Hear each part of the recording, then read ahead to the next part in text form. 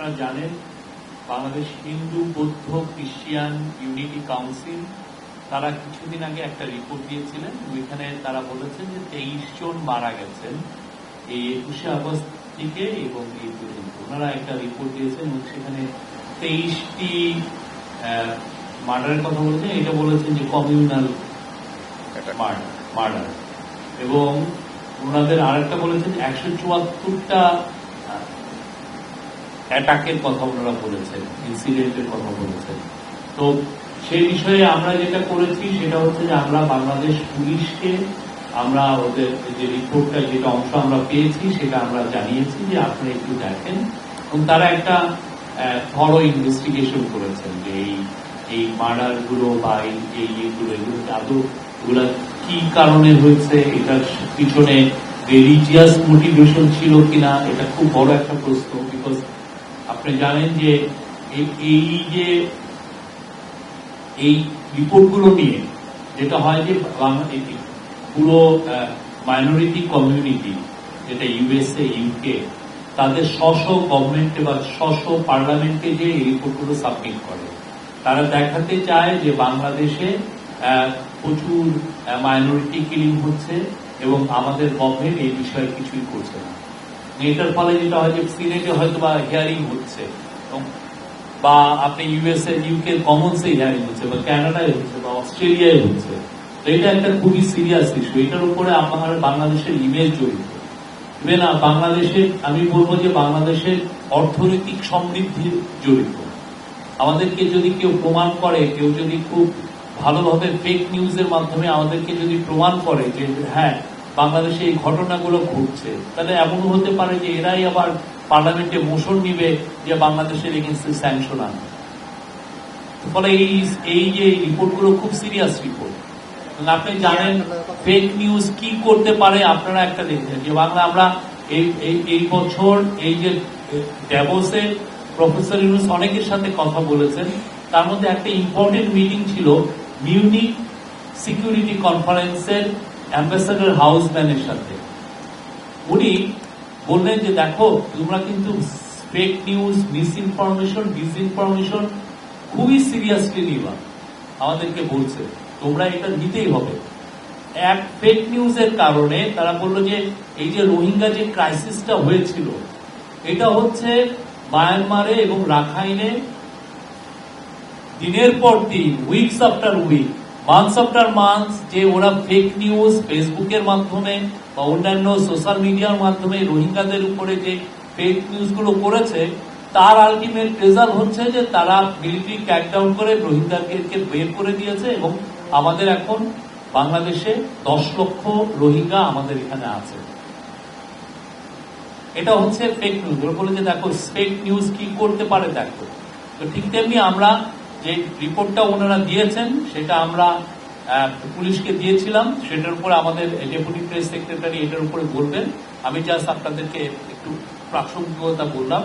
আর আমরা at the same time আমরা সবাইকে অনুরোধ করব, আপনারা যারা ভালো মিডিয়াম আছে, ইন্ডিপেন্ডেন্ট নিউজ হাউস আছেন, টিভি হোক, ওয়েবসাইট হোক বা নিউজ পেপার হোক, আমরা চাই যে আপনারাও এটা নিজের থেকে ইনভেস্টিগেট করে দেখেন কি হয়েছে, কি কারণে মারা গেল। যে নাম্বার 23টা মৃত্যুর কথা ওনারা বললেন, কি কারণে মৃত্যুগুলো হলো, আমরা সবাইকে অনুরোধ করছি। এবং আমরা বাংলাদেশের লোকাল যারা হিউম্যান রাইটস গ্রুপ আছে তাদেরকেও বলেছি, বা ইন্টারন্যাশনাল যারা বড় হিউম্যান রাইটস গ্রুপ আছে তারাও, আমরা খুবই ওপেননেসে বিশ্বাস করি, আমরা ট্রান্সপারেন্সিতে বিশ্বাস করি, আমরা তাদেরকে অনুরোধ করছি আপনারা এটা দেখেন। তো এটা নিয়ে আমাদের ডেপুটি প্রেস সেক্রেটারি ওনাদের সাথে বসে আমরা একটা রিপোর্ট কম্পাইল করেছি, আমরা এটা আপনাদের সাথে শেয়ার করব। এটা নিয়ে কথা বলছেন আজাদ মজুমদার। আসসালামু আলাইকুম। আমি এই বিষয়ে আসলে যাওয়ার আগে শুরুতে আপনাদের সাথে একটা বিষয় শেয়ার করছি। সেটা হচ্ছে যে আজ আপনারা জানেন যে আজকে হিন্দু সম্প্রদায়ের অন্যতম ধর্মীয় উৎসব সরস্বতী পূজা অনুষ্ঠিত হচ্ছে। সারা দেশের মন্দির, মণ্ডপ, বড় বড় শিক্ষা প্রতিষ্ঠান, বাসাবাড়ি সবগুলোতে আসলে উৎসব মুখরভাবেই পূজা অনুষ্ঠিত হচ্ছে। মহানগর সার্বজনীন পূজা কমিটির উদ্যোগে ঢাকেশ্বরী জাতীয় মন্দির মেলাঙ্গনে কেন্দ্রীয় পূজা মণ্ডপে সরস্বতী পূজার আয়োজন করা হয়েছে। এছাড়া ঢাকা বিশ্ববিদ্যালয়, জগন্নাথ হল ও অন্যান্য ইনস্টিটিউশনে এবছর আসলে ৭৪টি মণ্ডপে পূজা হয়েছে ঢাকা বিশ্ববিদ্যালয় ক্যাম্পাসে, এবং এর মধ্যে দুটো বিভাগে ছাত্রীরা পৌরোহিত্য করেছেন। এটা একটা ইউনিক ঘটনা আমাদের দেশে। তো সারা দেশে আজকে যে পূজা অনুষ্ঠিত হয়েছে বা হচ্ছে, এখনো কোনো অপ্রীতিকর ঘটনার কোনো সংবাদ পাওয়া যায়নি।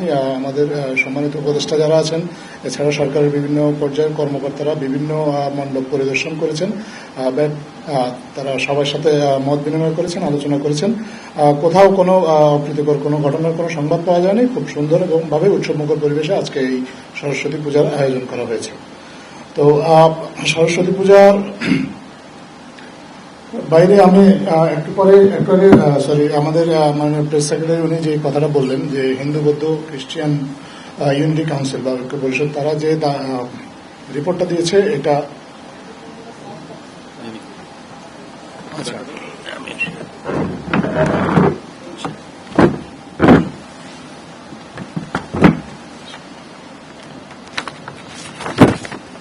আমাদের হিন্দু বৌদ্ধ খ্রিস্টান ঐক্য পরিষদের এই দাবিকে অন্তর্বর্তী সরকার অত্যন্ত গুরুত্বের সঙ্গে নিয়েছে এবং উল্লেখিত যে 23টি হত্যাকাণ্ডের কথা বলেছেন তা সরকার এই তালিকাটা সংগ্রহ করেছে। এই তালিকাটা মাননীয় প্রধান উপদেষ্টা দপ্তর থেকে পুলিশের কাছে পাঠিয়ে প্রতিটি ঘটনার প্রকৃত কারণ ও গৃহীত আইনি ব্যবস্থা সম্পর্কে জানতে চাওয়া হয়েছে। পুলিশ সদর দপ্তর থেকে জানানো হয়েছে উল্লেখিত 23টি ঘটনার মধ্যে 22টি ঘটনার প্রাথমিক কারণ সম্পর্কে পুলিশ অবগত হয়েছে এবং যথাযথ আইনি ব্যবস্থা গ্রহণ করেছে।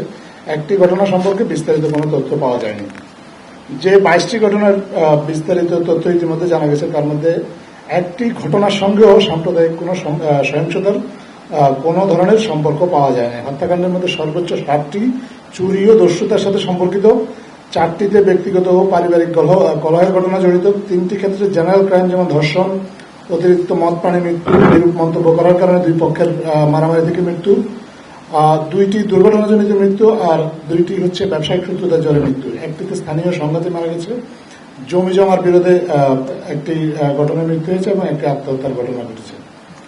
এই তালিকার মধ্যে এমনও ব্যক্তির আসলে নাম দেওয়া হয়েছে যিনি আসলে আহত হয়েছিলেন একটি ঘটনায় গত বছরের জানুয়ারিতে আহত হয়ে চিকিৎসাধীন ছিলেন। চিকিৎসাধীন অবস্থায় এই ডিসেম্বরে উনি মারা গিয়েছেন।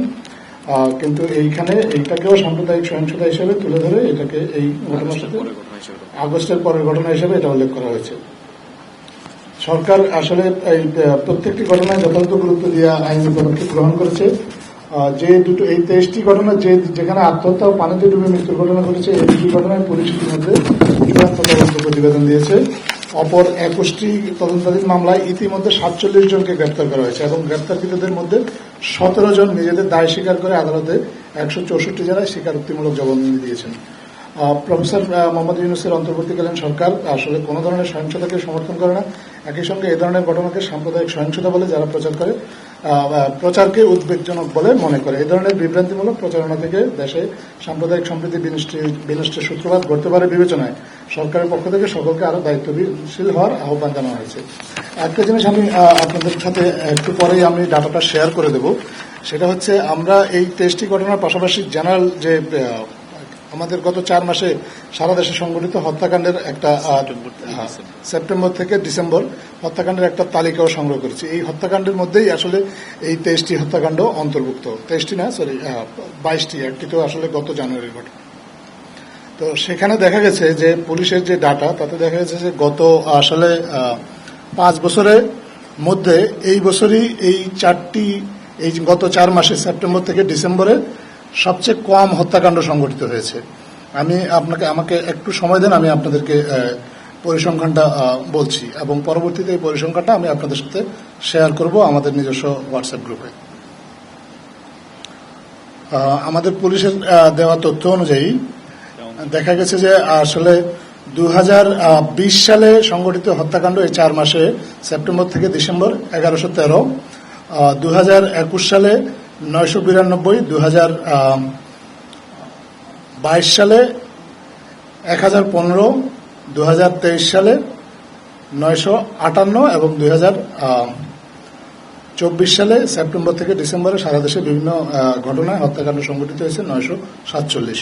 এটাকে আমরা মনে করি যে আইন শৃঙ্খলা পরিস্থিতি উন্নতির একটা লক্ষণ। আপনারা জানেন যে বর্তমান অন্তর্বর্তীকালীন সরকার অত্যন্ত চ্যালেঞ্জিং একটা মুহূর্তে দায়িত্ব গ্রহণ করেছে। দায়িত্ব গ্রহণ করার পর আইন শৃঙ্খলা পরিস্থিতিকে নিয়ন্ত্রণে আনার জন্য সরকারকে যথেষ্ট কাজ করতে হয়েছে এবং ব্যাগও পেতে হয়েছে। তারপরেও এই পরিসংখ্যান আসলে সাক্ষী দিচ্ছে যে সরকারের যে উদ্যোগগুলো সেগুলো কিছুটা হলেও সফলতা পেয়েছে। আইনশৃঙ্খলা পরিস্থিতি নিয়ে আজকে উচ্চ পর্যায়ের একটা বৈঠক হয়েছে, আপনারা জেনেছেন। এর মধ্যেই আমরা আপনাদের সাথে এই বিষয়ে আমাদের নিজস্ব যে হোয়াটসঅ্যাপ গ্রুপ আছে সেখানে শেয়ার করেছি।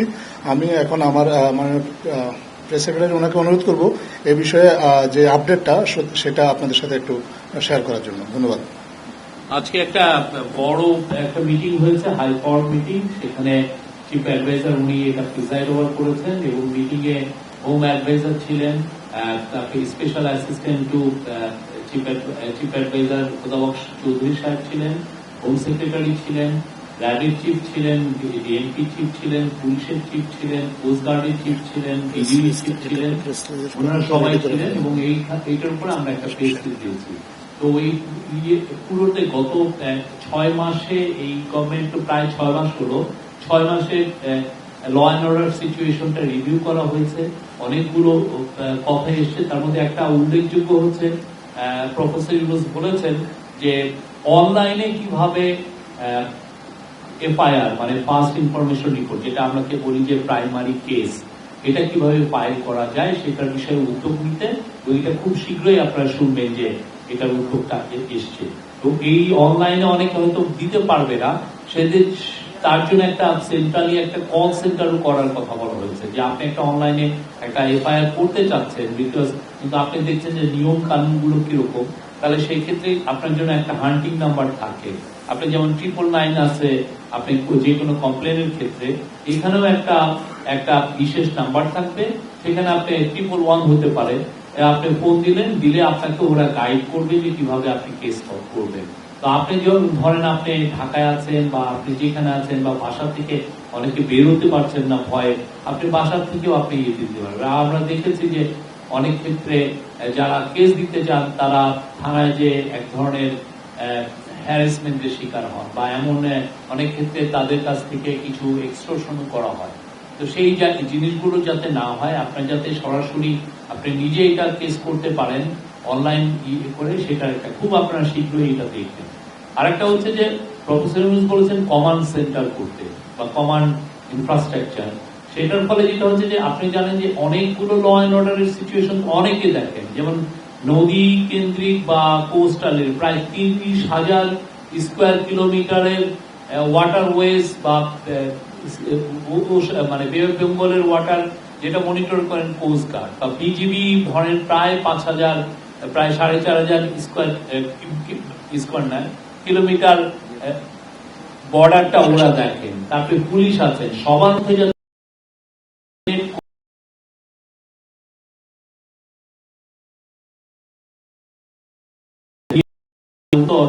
কর্পোরেটে যে মেট্রোপলিটন পুলিশ আছে সবার সাথে কোঅর্ডিনেট করে একটা কমান্ড স্ট্রাকচার থাকবে, সেখান থেকে যাতে খুব intensively law and order situation 24/7 যাতে মনিটর করা যায়। কিছু একটা হলে যাতে সমস্ত রিসোর্স নিয়ে গভর্নমেন্টের ল অ্যান্ড অর্ডার সংক্রান্ত যতগুলো এজেন্সি যাতে কাজ করতে পারে, সেটার জন্য একটা কমান্ড সেন্টার করার কথা বলেছেন। মূল উদ্দেশ্য হচ্ছে ল অ্যান্ড অর্ডার সিচুয়েশনটা তো ইমপ্রুভ হচ্ছে, যার আরো একটু ইমপ্রুভ হয়। এবং এটা আমরা এই বছরে এটা একটা মানে এই ইন্টারিম গভর্নমেন্টের একটা বড় কাজ হবে। এইটা একটা খুবই ক্রিটিক্যাল একটা ইয়ার। আমরা অনেকগুলো পলিটিক্যাল প্রসেস, আমরা ডেমোক্রেটিক ট্রানজিশনে আছি। এই ইয়ারে যাতে আমরা অ্যাচিভ করতে পারি যে না, আমাদের ল অ্যান্ড অর্ডার সিচুয়েশনটা যাতে আরো বড় হয়। আর আপনারা দেখেছেন যে বেশ কিছু মুখ দিয়েছে স্বৈরাচারের, পতিত স্বৈরাচারের যারা সাঙ্গপাঙ্গ আছে, দোসর আছে, তারা অনেক কিছু করতে চাচ্ছেন, তারা লিফলেট বিতরণ করছে। হ্যাঁ, একটা বিষয়, যারা লিফলেট বিতরণ করবেন তাদের জন্য আমাদের কড়া মেসেজ, তাদেরকে অ্যারেস্ট করা হবে। কেননা লিফলেটের মধ্যে যে সমস্ত কথা আছে সেটা খুবই খুবই মানে ল অ্যান্ড অর্ডার সিচুয়েশনকে হুমকি এফেক্ট করার কথা, মানে এটাকে আন্ডারমাইন করার, এদের বিরুদ্ধে ব্যবস্থা নেওয়া হবে।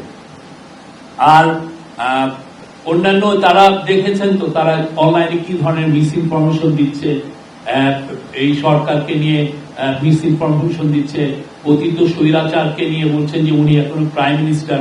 তো পুরো আমরা দেখছি, আমরা মনিটর করছি। আমাদের করা মেসেজ, যারা এটা রিফ্লেক্ট বিতরণ করবেন, এই ধরনের প্রতিবাদের এই ধরনের কর্মসূচিতে যাবেন, তাদেরকে অ্যারেস্ট করা হবে, তাদেরকে আইনের আওতায় আনা হবে।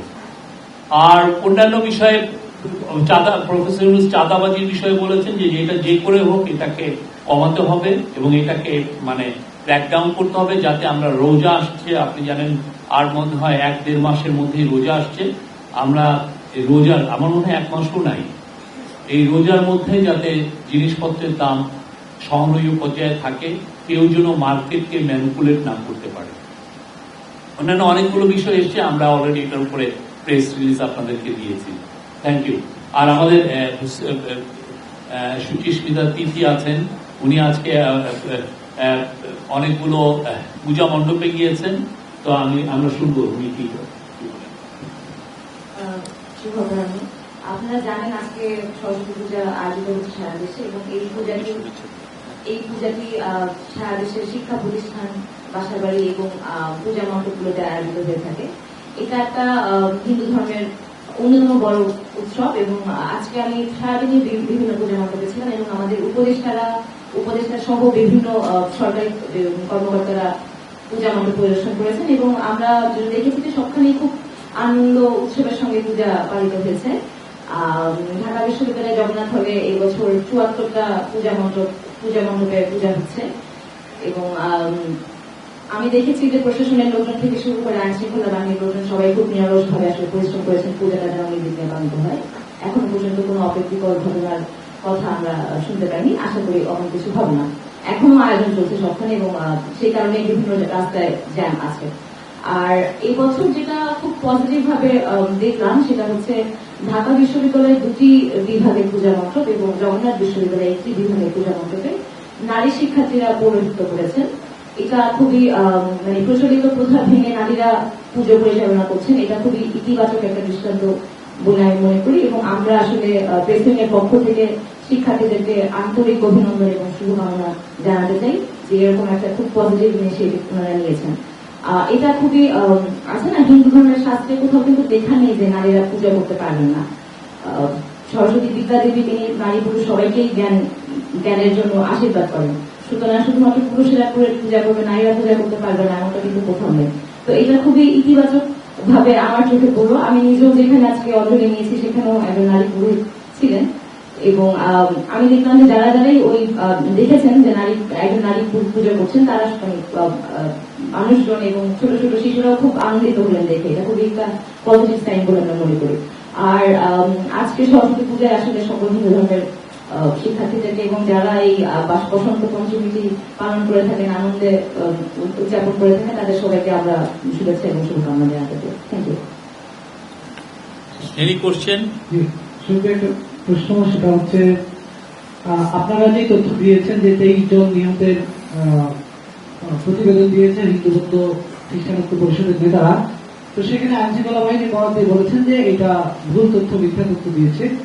তাহলে এইটাকে হিন্দু বৌদ্ধ খ্রিস্টান পরিষদের এই তথ্য দেওয়াটাকে, এই ধরনের একটা প্রতিবেদন প্রকাশ করাকে রাষ্ট্রের বিরুদ্ধে ষড়যন্ত্র মনে করছেন কিনা, এবং যদি সেটা হয়ে থাকে তাহলে তাদের বিরুদ্ধে কি ধরনের ব্যবস্থা নেওয়া হবে? ধন্যবাদ। আসলে আমাদের প্রধান দায়িত্ব হচ্ছে যে এই যে ঘটনাগুলো ঘটেছে এগুলো মৃত্যুটাকে তো আসলে আমরা কোনো ডিনাই করছি না যে এই লোকগুলো মারা গিয়েছেন। আমাদের প্রধান দায়িত্ব হচ্ছে তাদের পরিবারের জন্য বিচার নিশ্চিত করা। পুলিশ তদন্ত করে যেটা দেখেছে এটাতে সাম্প্রদায়িক সহিংসতা ছিল কিনা, সরকারের তদন্তে বা পুলিশের তদন্তে সাম্প্রদায়িক সহিংসতার কোনো আলামত বা এ ধরনের কোনো কিছু পাওয়া যায়নি। কিন্তু তারা যে খুন হয়েছেন এটা সত্য, এবং এই বিষয়ে তদন্ত বেশিরভাগ মামলাতে চলমান আছেন। আত্মহত্যা বা পানিতে ডুবে 2টা ঘটনার বাদে বাকিরা কিভাবে মারা গেছেন, কারা তাদের খুনের জন্য দায়ী, দেশের অন্যান্য যে কোনো ক্রাইমকে পুলিশ যেভাবে তদন্ত করে এবং বিচারের আওতায় আনে, আমাদের অন্তর্বর্তীকালীন সরকার এই ঘটনাগুলোর ক্ষেত্রেও আসলে ঠিক সেই প্রক্রিয়া অনুসরণ করে তদন্ত করবে এবং যারা দোষী তাদেরকে শাস্তির মুখোমুখি করবে। সরকার এটা নিয়ে সবচেয়ে বেশি চিন্তিত। আর হিন্দু বৌদ্ধ খ্রিস্টান ঐক্য পরিষদ তারা আরও যে 174টি ঘটনার কথা বলেছে সরকারের পক্ষ থেকে, আসলে পুলিশকে বলা হয়েছে এই ঘটনাগুলো আসলে তদন্ত করে দেখা হোক যে এটার মধ্যে আসলে কোনো সাম্প্রদায়িক সহিংসতা আছে কিনা। আমরা হিন্দু বৌদ্ধ খ্রিস্টান ঐক্য পরিষদ তাদেরকে আহ্বান জানিয়েছি, তারাও যেন পরবর্তীতে আরো সতর্কভাবে এই জিনিসগুলো আহ্বান করেন দেখেন, কারণ তারা কিন্তু তাদের সংবাদ সম্মেলনে একটা কথা বলেছে যে তারা এই প্রতিবেদনগুলো নিয়েছে গণমাধ্যম থেকে, বিভিন্ন গণমাধ্যম থেকে, কিন্তু আমরা যেটা দেখেছি যে কোনো গণমাধ্যমেই কিন্তু এই ঘটনাগুলোকে আসলে সাম্প্রদায়িক সহিংসতা হিসেবে চিত্রিত করা হয়নি, এগুলোকে জেনারেল ক্রাইম হিসাবেই দেখা হয়েছে। তো আমাদের দিক থেকে আপাতত তাদের কাছে আহ্বানটা হচ্ছে তারা যেন আরেকটু বস্তুনিষ্ঠভাবে এবং আরেকটু নিবিড়ভাবে এগুলো দেখে আসলে যেটা প্রকৃত সত্য সেটা যেন সবার সামনে তুলে ধরে। হ্যাঁ, বলেছেন যারা আওয়ামী লীগের লিফলেট বিতরণ করবে তাদের গ্রেফতার করা হবে। আমরা শনিবার দেখেছি যে সারা দেশে লিফলেট করেছে। জাতীয় প্রেসক্লাবে একজন শিক্ষা ক্যাডার কর্মকর্তা এই লিফলেট বিতরণ করেছে। পরবর্তীতে আমরা দেখেছি তার বাসায় ডিবি যেহেতু তাকে পাই। যারা লিফলেট বিতরণ করেছে এখন পর্যন্ত কাউকে গ্রেফতার করেছে কিনা? আমরা বেশ কিছু লিফটেড বিতরণ যারা করেছেন বেশ কিছু আমরা গ্রেফতার করেছি। আর যারা লিফটেড বিতরণ করেছে আমরা শুনেছিলাম যে ঢাকায় তারা 70টা জায়গায় লিফলেট বিতরণ করবেন। আমাদের যেগুলো আমরা ইন্টেলিজেন্স গ্যাদারিং যেটা হয়েছে, আমরা যেটা জেনেছি 3টা জায়গায় ওরা করতে চেষ্টা করেছে এবং সেখানে অ্যারেস্ট আছে। ওনারা অনেক অনলাইনেই অনেক কিছু ওনারা বিতরণ করছেন, সবকিছু অনলাইনে পালিয়ে যে এ ওনাকে দেন ও ওনাকে দেন, এইখান থেকে দিচ্ছেন লুক্সেমবার্গকে, উনি ওই লুক্সেমবার্গ থেকে আমেরিকায়, ওনাদের কাজই হচ্ছে অনলাইনে। এখন কি চুরির টাকা তো কিন্তু না কিছু ভাবে তো ব্যয় করতে হবে। আরেকটা বিষয় যে শিক্ষা ক্যাডারের কর্মকর্তা সেখানে অংশ নিয়েছে, তার বিষয়টা আপনি জানেন কিনা?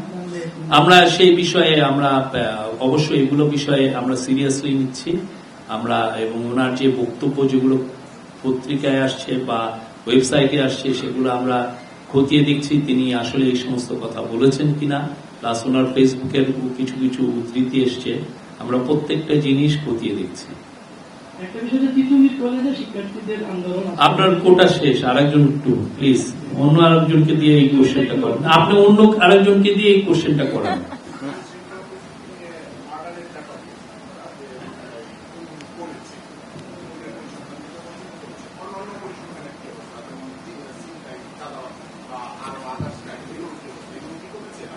আমরা গত মাসের একটা ডেটা দেখেছিলাম যে ছিনতাই কিছু বেড়েছে, হ্যাঁ, কিন্তু আমাদেরকে আজকে এই যে ল অ্যান্ড অর্ডার রিভিউ কমিটিতে যে মিটিং এ সেখানে ডিএমপির কমিশনার সাজ্জাদ আলী সাহেব জানিয়েছেন যে গত 12-15 দিনে আবার এটা কমেছে। আমরা স্পেশাল কিছু মেজার নিয়েছি, স্পেশাল টহলটা বাড়ানো হয়েছে, পুলিশের মধ্যে মনোবল ফিরে এসছে এবং আমরা নিশ্চিত যে এটা সামনে এটা আরো রেজাল্ট আপনারা দেখবেন। শহীদ ভাই, আমার নাম কাউসার আজম, আমি নয়াদিঘি আছি। বর্তমান সরকারের আমলে একটি বিচার বহির্ভূত হত্যাকাণ্ড হয়েছে, যুবদলের এক নেতা কিছুদিন আগে মারা গেছেন। এই বিষয়টি নিয়ে যদিও আপনারা বিবৃতি দিয়েছেন, এটা নিয়ে আপনাদের কোনো আরো ব্যাখ্যা আছে কিনা? আমাদের আসলে এই যে বিবৃতি দিয়েছি এর বাইরে এই মুহূর্তে এটা নিয়ে আর অ্যাড করার কিছু নেই। আর কোন আমি তানি আজকের পত্রিকায় তিতুমির কলেজের শিক্ষার্থীরা গত কয়েকদিন ধরে আন্দোলন করছে, এখন তারা মহাখালী রেলওয়েতে অবস্থান নিচ্ছে, সরকারি এটা কি? এ বিষয়ে আমাদের মাননীয় শিক্ষা উপদেষ্টা ইতিমধ্যে সরকারের অবস্থান স্পষ্ট করেছেন এবং সরকারের অবস্থান উনি যেটা জানিয়েছেন সেইটাই আছে এবং এটা অপরিবর্তিত আছে। এর বাইরে সরকার এই মুহূর্তে নতুন করে আর কোনো সিদ্ধান্ত নেয়নি।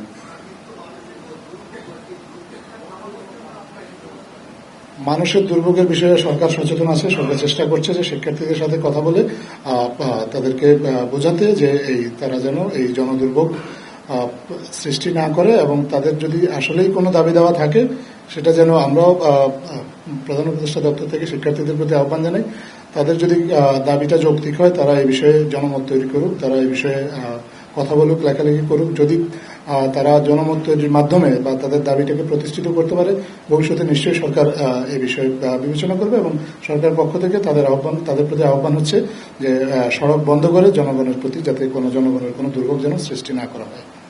জি, আসসালামু আলাইকুম। আমি সালমান শাহ, ফাইন্যান্সিয়াল এক্সপ্রেস ডিজিটালে। আমার প্রশ্ন ছিল যে কথাটা বললেন যে গুজবের বিষয়টা, তারা বিভিন্ন সময় গুজব ছড়াচ্ছে এবং এটা একটা দেশের প্রতি বিরূপ প্রভাব পড়ছে। তো এই গুজবের জন্য সরকার কোনো সাইবার সেল বা কোনো কমিউনিটি গঠন করবে কিনা, কারণ তারা প্রোপাগান্ডা ছড়িয়ে যাচ্ছে সোশ্যাল মিডিয়াতে বিভিন্ন ভাবে, তাদের পেজ থেকেও বিভিন্ন সময় দেখা যাচ্ছে বিভিন্ন ধরনের।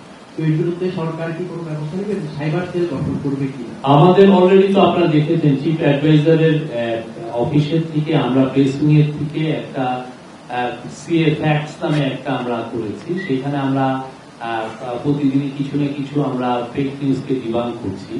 আমাদের বাংলাদেশে 3-4টা অনেকগুলো ইন্ডিপেন্ডেন্ট ফ্যাক্ট চেকার আছেন, তারাও চেষ্টা করছেন। আমরা এই গুজব নিয়ে ফেসবুকের সাথে খুব সিরিয়াস আমাদের আলাপ হয়েছে। ফেসবুকে যে গ্লোবাল পলিসি চিফ আপনি জানেন স্যার নিক ক্লেগ, উনি আগে ব্রিটেনের ডেপুটি প্রাইম মিনিস্টার ছিলেন, তার সাথে ওইটা নিয়ে আলাপ হয়েছে। ওনারা বলেছেন যে ইউএসএ ওনারা ফ্যাক্ট চেকিং বন্ধ করে দিয়েছেন, বাট বাংলাদেশের মতো জায়গায় বা এই এশিয়ার বেশিরভাগ দেশে ওনারা এটা রাখবেন, বরং ওনারা বলেছেন যে এটা আরো স্কেল আপ করা হবে যাতে ফ্যাক্ট চেকিংটা আরো বেশি করা যায়। এটা আমি মনে করি যে এটা জাতীয় দায়িত্ব আমাদের সবাই। ফ্যাক্ট যে হারে মিস ইনফরমেশন ছড়ানো হয়, বিশেষ করে ইন্ডিয়ান পত্রিকাগুলো, ওরা আসলে একটা সত্যিকার অর্থে আমাদের এগেনস্টে একটা প্রোপাগান্ডা ওয়ার এনে নিয়েছে। প্রতিদিন আপনি দেখবেন যে মিথ্যা মিথ্যা মিথ্যা ওরা দিচ্ছে, এবং এটা আসলে আমরা বুঝছি, আমাদের ধারণা হচ্ছে যে এই যে পতিত স্বৈরাচারে যারা বিলিয়ন ডলার বাইরে নিয়ে গেছেন তারাই এদেরকে এই কাজগুলো করাচ্ছেন। এবং আপনি দেখবেন যে তাদের মিথ্যা প্রতিদিন সে বাংলাদেশের প্রত্যেকটা ইনস্টিটিউশন নিয়ে করছেন। তো সেই বিষয়ে আমাদের খেয়াল আছে, এবং আমরা আমাদের বাংলাদেশের পত্রিকাগুলোকেও বলবো যে আপনারা ইন্ডিপেন্ডেন্ট যদি ফ্যাক্ট চেকিং করেন সেটা বেটার। পৃথিবীর প্রত্যেকটা দেশেই বড় বড় পত্রিকাগুলো করছে, এবং এর ফলে যেটা হয় যে জার্নালিজমের কোয়ালিটিও বেটার হয়, দেশকেও একটা সার্ভিস দেওয়া যায়। আমরা সবাইকে আহ্বান করছি।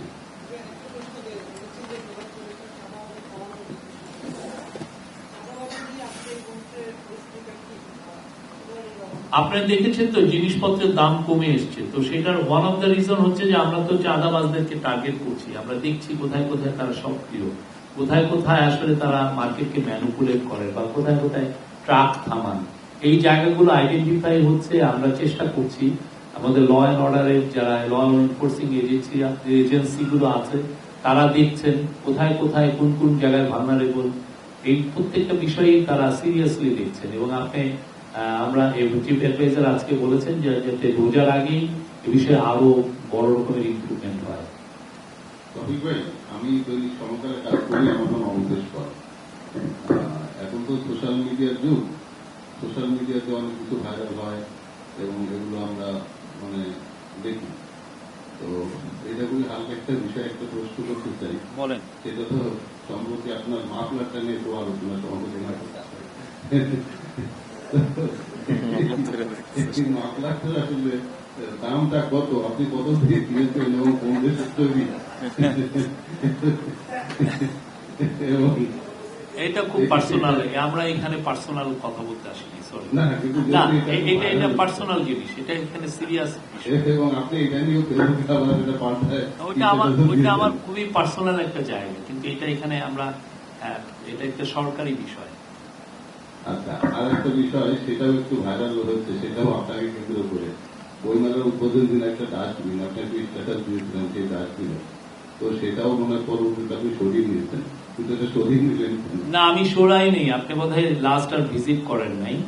হ্যাঁ, এটাকে সামনে রেখে যেটা হয়েছে যে আওয়ামী লীগের যে ট্রল বাহিনী, ট্রল ব্রিগেড, তারা খুবই ন্যাক্কারজনক ভাবে আমার পরিবারকে তারা টার্গেট করেছেন, খুবই ন্যাক্কার। আমরা জানি তাদের ক্যারেক্টার কিরকম, এটা তো আর নতুন কিছু না। এবং সবচেয়ে আনফর্চুনেট যারা এগুলো করছেন তাদের সাথে ওনাদের prime minister, former prime minister ইয়েও করছেন, মিটিংও করছেন। তাহলে ওনার রুচিটা কোথায় দেখেন? হ্যাঁ, একটা বুচার অফ বেঙ্গলের রুচিটা কোথায়? শেখ হাসিনা ওদের কি আমরা যেটা দেখছি যে এ টিমের সাথে এগুলো করছেন, আর এ টিম হলো এই কাজগুলো করছে। কারো মেয়ের উপরে গলাটা কেটে নিচের দিকে পর্নোগ্রাফির ছবি দিয়ে দিচ্ছে, কি ভয়ঙ্কর। এবার এদের সাথে বুচার অফ বেঙ্গল মিটিংও করছেন। আপনার রুচিটা কোথায় গেছে? ঠিক আছে, আবার আমাদেরকে রুচি শিখান অনেকে যে না আপনাদের রুচি এই। হ্যাঁ, এটা তো ভয়ানক একটা জিনিস। Thank you. লাস্ট একটা বিষয় জানা, ভারত থেকে তো আমাদের প্রোপাগান্ডা টাইপের নিউজ বেশি ছড়াচ্ছে, তো আপনারা কি রাষ্ট্রীয় পর্যায়ে কোনো কিছু তাদের সঙ্গে জানিয়েছেন বা কিছু বলেছেন যাতে এটা বন্ধ হয়? আর জুলাই গণ অভ্যুত্থানের শহীদ আহতরা যারা তারা একটা আন্দোলন করছেন, সে বিষয়ে আপনাদের সর্বশেষ অবস্থান? আমাদের আপনার দ্বিতীয় প্রশ্নটা আমাদের ডেপুটি প্রেস সেক্রেটারি বললেন। আমি প্রথমটা বলি যে এই বিষয় নিয়ে কিন্তু আলাপ হয়েছিল। আপনি জানেন ভারতীয় ফরেন সেক্রেটারি বিক্রম মিস্ত্রি এসেছিলেন, উনি কিন্তু এই বিষয়টা যখন আলাপ হয় তখন উনি বলছিলেন যে এটার সাথে ভারতীয় গভর্নমেন্ট এটার সাথে নাই, এটা ইন্ডিয়ান মিডিয়ার এটা বিষয়, ওনারা ইন্ডিয়ান মিডিয়াকে আসলে ইন্টারভেন করেন না। হ্যাঁ, আমরা যখন টেবসে গিয়েছিলাম আমরা দেখলাম যে অনেক বড় বড় সাংবাদিক তারাও বলছেন যে ইন্ডিয়া থেকে এটা হচ্ছে কিভাবে হয়, তারা অবাক হয়ে যাচ্ছে কি ভয়ানক রকমের নিউজ ওইখান থেকে মানে মিস ইনফরমেশন ছড়াচ্ছে। বিকজ সবাই তো প্রফেসর ইউনুসকে চিনেন, ঠিক না? এই অ্যাডমিনিস্ট্রেশন একটা ট্রান্সপারেন্ট ওপেন একটা অ্যাডমিনিস্ট্রেশন। তারা দেখছেন যে বাংলাদেশ কি করছে, কোথায় যাচ্ছে, যে ধরনের ভয়ানক নিউজ গুলো ছড়াচ্ছে তাদের কাছে অবাক হচ্ছে যে এটা কিভাবে ইন্ডিয়া থেকে ছড়ানো হচ্ছে। আর বাকিটা এটা সেকেন্ড কোশ্চেন, ওনার সেকেন্ড কোশ্চেনটা আগে।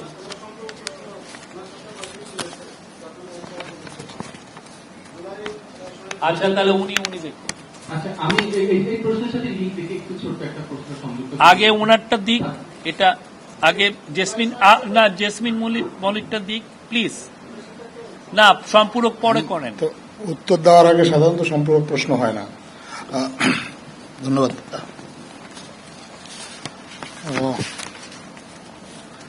জুলাই বিপ্লবে যারা আহত তাদের প্রতি সরকার খুবই সহানুভূতিশীল এবং তাদের সুচিকিৎসার নিশ্চিত করার জন্য সরকার খুবই আন্তরিকভাবে কাজ করছে। তারপরেও কারো কারো মধ্যে কিছু কিছু হতাশা বা কিছু অস্থিরতা কাজ করছে, এটা তাদের বিষয়টা সরকার সম্পূর্ণভাবে সচেতন আছে এবং তাদেরকে তাদের যাতে সুচিকিৎসা নিশ্চিত করা যায় এটা সরকার দেখছে। এই বিষয়ে ইতিমধ্যে অনেক কাজ করা হয়েছে। আপনারা এর মধ্যে হয়তো জেনেছেন সরকারের পক্ষ থেকে 30 জনকে বিদেশে উন্নত চিকিৎসার জন্য পাঠানো হয়েছে এবং তাদের পিছনে প্রায় 20 কোটি টাকার মতো সরকারের ব্যয় হয়েছে। এমনও আহত আছেন যাদের একজনের চিকিৎসার্থেই সরকার প্রায় 6 কোটি টাকার মতো ব্যয় করেছেন। বিদেশ থেকে, সিঙ্গাপুর থেকে এবং অন্যান্য দেশ থেকে ডাক্তাররা এসেছেন, তারাও দেখছেন এবং তারা পরামর্শ দিয়েছেন আরও কয়েকজনের ব্যাপারে যাতে তাদেরকে বিদেশে পাঠিয়ে উন্নত চিকিৎসার ব্যবস্থা করা যায়, সেই বিষয়টাও প্রক্রিয়াধীন আছে। এছাড়া আহতদের এবং নিহতদের যে পরিবার যারা আছে, পরিবারের সদস্যদের পুনর্বাসনের জন্য সরকার ইতিমধ্যে প্রায় 65 কোটি টাকা বিতরণ করেছে জুলাই ফাউন্ডেশনের মাধ্যমে। জুলাই ফাউন্ডেশনের মাধ্যমে এই টাকাটা বিতরণ করা হয়েছে এবং প্রায় 3000-এর অধিক আহত যারা আছেন তাদেরকে আসলে আর্থিক সহযোগিতা দেওয়া হয়েছে সরকারের পক্ষ থেকে। ধন্যবাদ।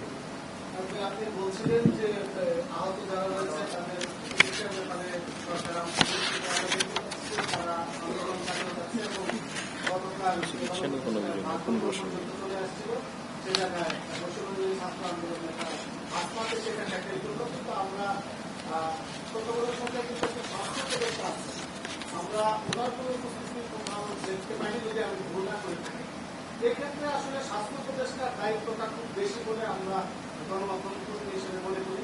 আপনারা সরকারের পক্ষ থেকে কি মনে করেন, তিনি তার দায়িত্ব সঠিকভাবে পালন করতে পারছেন?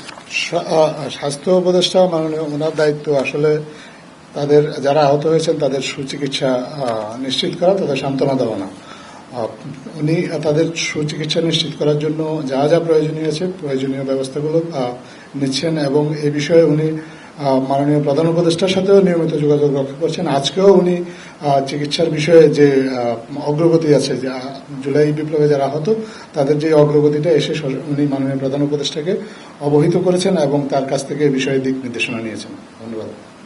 আমি একটা প্রশ্ন রাখছি, আমি মেহেদী হাসান, একাদশ টিভিতে আছি। আমার একটা প্রশ্ন, সেটা হচ্ছে যে এই জুলাই গণঅভ্যুত্থানে যারা আহত হয়েছে তারা কিন্তু বিশেষ করে চক্ষু বিজ্ঞান ইনস্টিটিউট এবং নিউরোসায়েন্স হাসপাতালে খুব খারাপ অবস্থায় আছে। যাদের চক্ষু বিজ্ঞান ইনস্টিটিউটে আমি ফলো আপে রিপোর্ট করি, তো ওদের দেখেছি যে যেসব সিলেটগুলো এখনো ঢুকে আছে এবং সেগুলো বের করলে আরো ক্ষতিগ্রস্ত হচ্ছে এবং তাদের বেশিরভাগের বয়স হচ্ছে 25 বছরের নিচে। তো কিছু সমন্বয়কের সাথে আমার কথা হয়েছে, তারা বলছে যে স্বাস্থ্য উপদেষ্টা এবং সচিবদের, স্বাস্থ্য সচিব পর্যায়ে কিছুটা ভুল বুঝাবুঝি বা ওদের কথা হচ্ছে সমন্বয়হীনতা। এটা কি আসলে সমন্বয়হীনতা দায়ী, না এটা আসলে সমাধানটা কোথায়? যে এই রোগীদের যত দেরি করা হবে তাদের কিন্তু ক্ষতি তত বেশি হবে, বিশেষ করে নিউরো এবং চক্ষু। আপনারা কি ভাবছেন? আমার মনে হয় কি, এটা আপনারা তো একটা সাইডের কথাগুলো শুনছেন, ঠিক না? আপনি শুনছেন যারা আহত তাদের পরিবারের সাথে কথা বলছেন, আপনার কিছু সমন্বয়কের সাথে কথা বলছেন। আমি আপনাকে রিকোয়েস্ট করব যে আমাদের মাননীয় হেলথ অ্যাডভাইজার আছেন, সেখানে স্পেশাল অ্যাসিস্ট্যান্ট উনি আছেন, আপনারা তাদের সাথে এই বিষয়গুলো আলাপ করেন না, আপনারা নিয়ে আসেন, তার বক্তব্যগুলো নেন, তারপরে দেখেন যে আপনি এই উত্তরগুলো পাচ্ছেন কিনা। আপনি তার কাছে যাওয়াটা, কারণ একটা নিউজে তো অনেকগুলো সাইড থাকে, একটা হচ্ছে যিনি ভুক্তভোগী বা যিনি সত্যিকার অর্থে আহত হলেন, যিনি ভিকটিম, তার তো একটা বক্তব্য আপনি নিচ্ছেন, হুইচ ইজ ভেরি গুড, মানে জাতির জন্য এটা একটা খুব উপকারী জিনিস। কিন্তু আপনি অ্যাট দ্য সেম টাইম ওনার কথাগুলো আবার নিয়ে আপনি আমাদের হেলথ অ্যাডভাইজার, আমাদের স্পেশাল অ্যাসিস্ট্যান্ট আপনি জানেন উনি উনি পিজি হাসপাতাল বা ওই মেডিকেল ইউনিভার্সিটির উনি প্রধান ছিলেন, এই বিষয়গুলো উনি খুব ভালো জানেন। আপনি ওনাদের বক্তব্যটা নেন, নিয়ে আপনি আমার মনে হয় একটা কনভিন্সিং উত্তর পাবেন। Thank you. Thank you. আমি হাসনাইন তানভীর মাঝখানে টেলিভিশনে কাজ করি। আমার প্রশ্ন ছিল যে অবৈধভাবে ইউরোপ যাত্রা, যেটা মাদারীপুরের রাজ্যে যে এতগুলো প্রাণ চলে গেল, সেই বিষয়টা আপনারা নজরে নিয়েছেন কিনা এবং এটি ঠেকানোর জন্য আপনাদের কোনো উদ্যোগ থাকবে কিনা? আপনি জানেন হিউম্যান ট্রাফিকিং নিয়ে আমাদের অনেকগুলো সেল কাজ করছে, র্যাবের সেল আছে, পুলিশের সেল আছে, সেগুলো আমরা অনেক নিবিড় ভাবে এটা নিয়ে কাজ হচ্ছে। তারপরেও দেখেন এই এইগুলো কাজ হয়ে যায় এবং এগুলো খুব আন্ডার দ্য রেডার, এগুলো অনেকগুলো হয়ে যায়। আমরা এটা নিয়ে আরো কাজ, আমরা আরো এটাকে আরো স্টেপ আপ করার চেষ্টা করছি, যাতে বাংলাদেশের থেকে কোনোভাবেই যেন কোনো ধরনের হিউম্যান ট্রাফিকিং